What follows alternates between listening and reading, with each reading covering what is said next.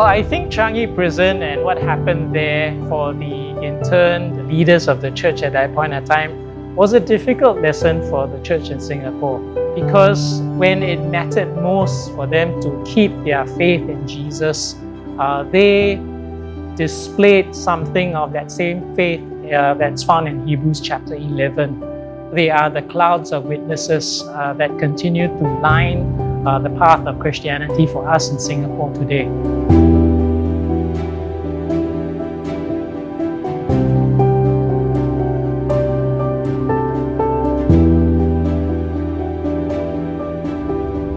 When the clergymen were interned in Changi Prison, most of them would be forced into some kind of internment where they were not given freedom. There was a shortage of food, but because of the ability to just gather for prayer, for chapels on Sunday, for services, and it gave them a certain sense of hope. And that is the focus of the Christian message, that hope in Christ would enable them to even live through the darkest of periods in World War II.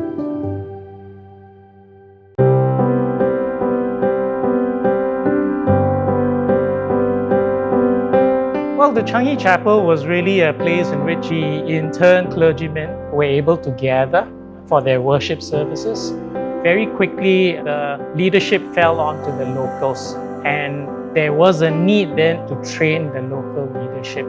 And this internment forced the various leaders of the denominations, whether it's Methodists, Anglicans, or Presbyterians, and later on the Lutherans. And it was in the horrors of World War II that the church leaders began to come together in the Changi Prison and talk about developing a local training college in which various different churches of different traditions could be trained in time to come with liberation of Singapore again. So in 1948, Trinity Theological College was established as a union college in Singapore. It's the first of the colleges that would have this partnership between various different denominations.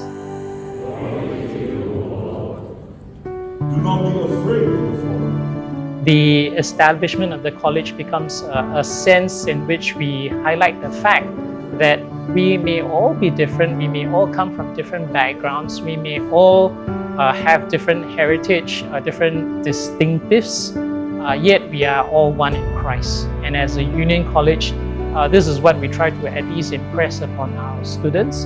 And the beauty of it is that students come from all different backgrounds and they leave having a better appreciation of the distinctives within the various denominations in the Christian faith.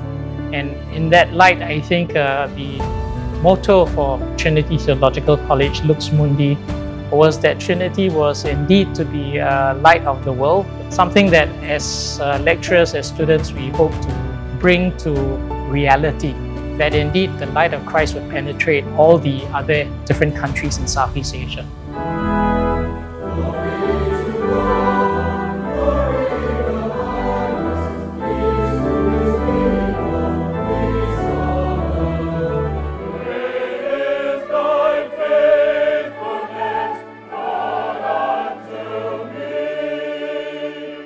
For most Singaporeans, we don't think too much about what it means to be a follower of Jesus, partly because it could be that Singapore's mentality of wanting to be number one.